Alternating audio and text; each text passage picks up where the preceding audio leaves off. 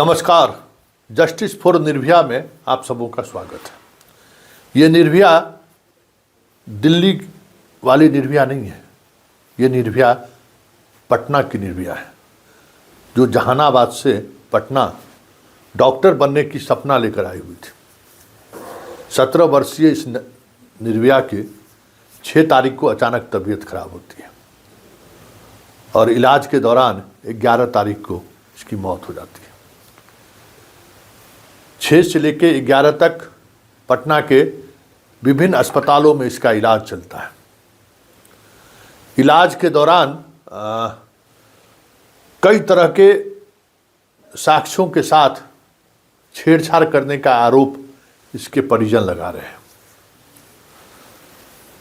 और स्वाभाविक तौर पर परिजन के आरोप पर पुलिस जांच भी कर रही है। वैसे पटना एसएसपी ने इस पूरे घटनाक्रम को आत्महत्या करार देकर मामला को क्लोज कर चुका है, लेकिन जनता सड़क पर है, आक्रोशित है और कहीं न कहीं उस आक्रोश का असर पुलिस पर भी दिखने लगा है, क्योंकि पुलिस कल जिस तरीके की एक रिलीज जारी की है, जिसको लेकर पूरे प्रदेश में एक फिर से एक अलग तरीके का कन्फ्यूजन क्रिएट हो गया है और उस कन्फ्यूजन को समझने की ज़रूरत है कि पुलिसिंग, बिहार की पुलिसिंग जा कहाँ रही है या कैसे कैसे लोग पुलिस बन रहे हैं। डीएसपी सदर के यहाँ से ये प्रेस रिलीज जारी हुआ है, ज़रा देखिए। उसमें उन्होंने कहा है कि चित्रगुप्त नगर थाना के सूचना प्राप्त हुई कि शंभू गर्ल्स हॉस्टल में एक लड़की बेहोशी हालत में मिली है, जिन्हें इलाज हेतु तत्काल निजी अस्पताल ले गया। इस घटना के संबंध में पीड़िता के पिता ने फर्द बयान पर चित्रगुप्त थाना कांड संख्या 14/26 दिनांक 9 तारीख को दर्ज किया गया। लड़की के स्वास्थ्य बिगड़ने पर उनके परिजनों के द्वारा उन्हें मेदांता अस्पताल ले जाया गया, जहां इलाज के दौरान उसकी मृत्यु हो गई। अग्रतर अनुसंधान दिनांक 14/1/26 को मृतिका का पोस्टमार्टम रिपोर्ट प्राप्त हुआ, जिसमें चिकित्सक के द्वारा लिखा गया sexual violence can not be ruled out. ये एकदम इंग्लिश में लिखा है, बाकी सब पोस्टमार्टम रिपोर्ट को लिखा है मृतका का अंत्य प्रशिक्षण प्रतिवेदन प्राप्त हुआ और ये लाइन लिखते हैं जनाब, sexual violence can not be ruled out, मतलब सेक्स से जुड़े हुए वायलेंस से हम इनकार नहीं कर सकते।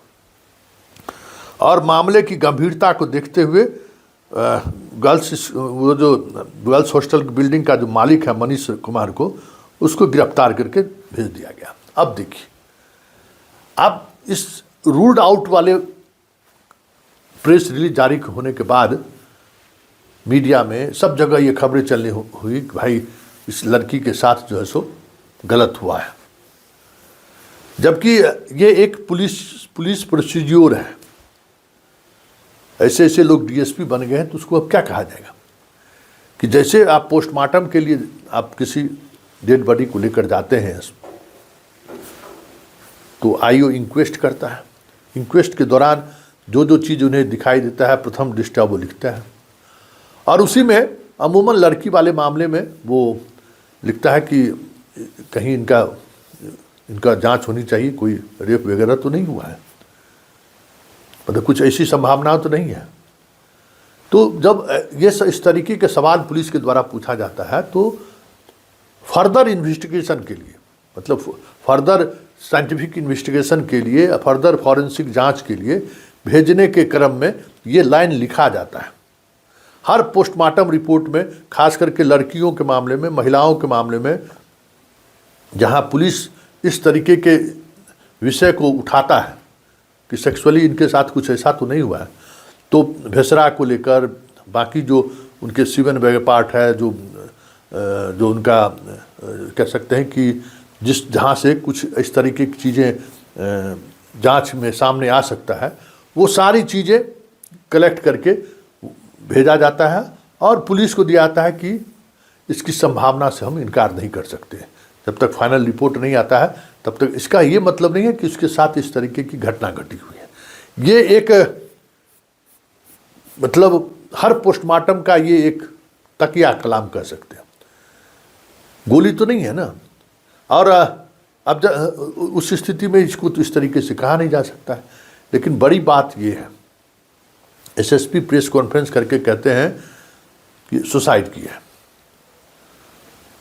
और फिर प्रेस रिलीज जारी होता है जिसके भाई ये अपराध बड़ा है इसलिए हम उसको गिरफ्तार करते। लेकिन सवाल ये है कि एक 17 वर्ष की लड़की जो डॉक्टर बनने का सपना लेकर पटना पहुंचती है, आखिर उसके जीवन में ऐसा क्या हुआ कि एक साथ इतने नशा की गोली ले ली हो।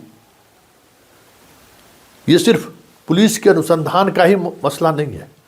हमें आप सबको सोचना होगा कि एक छोटे से शहर की बेटी, हमारी आपकी किसी की भी बेटी और बहन हो सकती है, वो एक सपना लेकर पटना पहुंचती है, कोई डॉक्टर बनने के लिए, कोई आईएएस बनने के लिए, कोई मेडिकल डॉक्टर बनने के लिए, इंजीनियर बनने के लिए सपना लेकर आती है।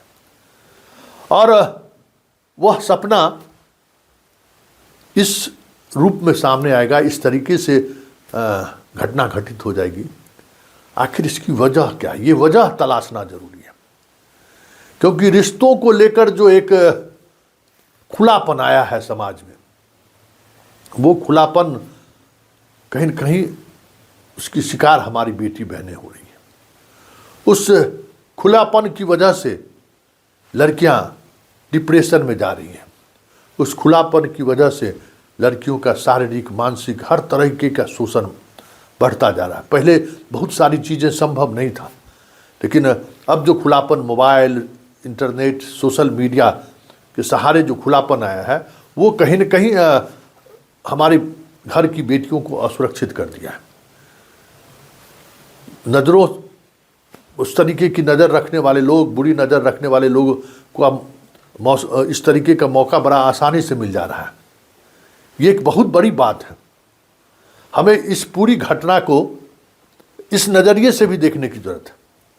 पुलिस अनुसंधान के दौरान इन मुद्दों को भी लाए कि आखिर एक जहानाबाद की निर्भया पटना आई थी डॉक्टर बनने के लिए, क्या ऐसी परिस्थिति हुई कि उसको इस तरीके से अपनी जीवन लीला समाप्त करने पर सोचना पड़ा, या फिर क्या ऐसी परिस्थिति बनी, या क्या हुआ उसके साथ जो जिसकी चिंता मृतका के पिता को है।